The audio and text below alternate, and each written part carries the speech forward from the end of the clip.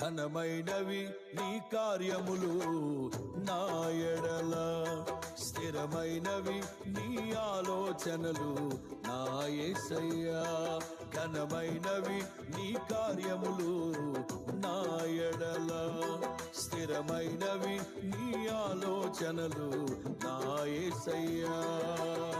కృపలను పొందుచు కృతజ్ఞత కలిగి స్తుతులర్పించెదను అన్ని వేళలా.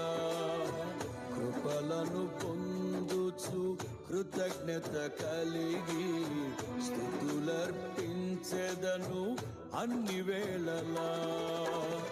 అనుదినము నీ అనుగ్రహమే ఆయుష్కాలము